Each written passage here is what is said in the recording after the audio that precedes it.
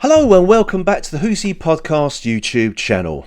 It's another week and another episode of Star Wars The Bad Batch, which has dropped on Disneyplus, and this week simply entitled Faster.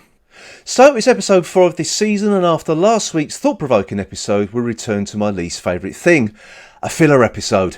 You know, an episode that does nothing to drive the story arc forward and brings everything to a standstill with an inconsequential story.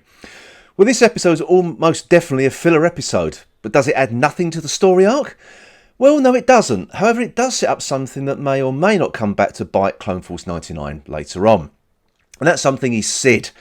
We know that Sid has a somewhat checkered past and deals with people that old Ben Kenobi would most likely describe as living in a hive of scum and villainy.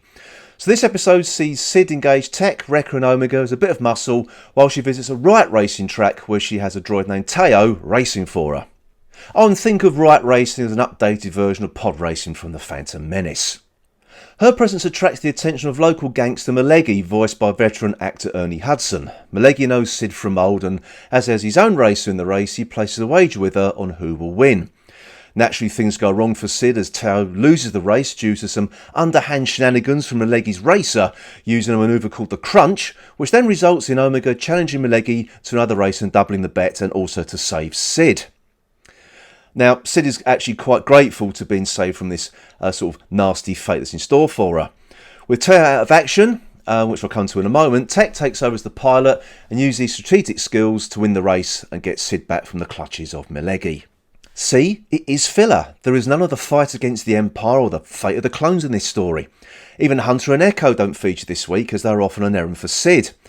But there are a few things that did catch my attention. Firstly, there was a streak of black humour running through the episode.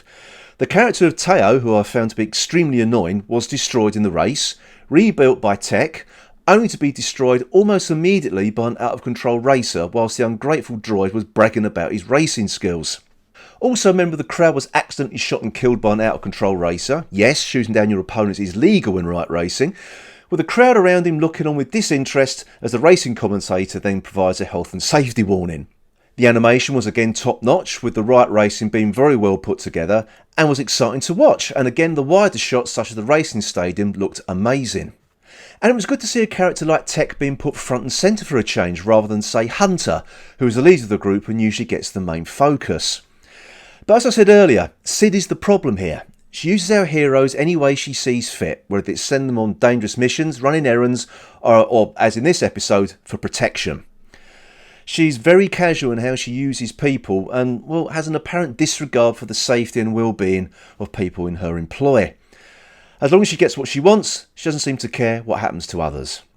And, well, coming into this story, after saving Sid from Malegi, Malegi stops the three of them and warns them that watch their backs with Sid, as she is not to be trusted.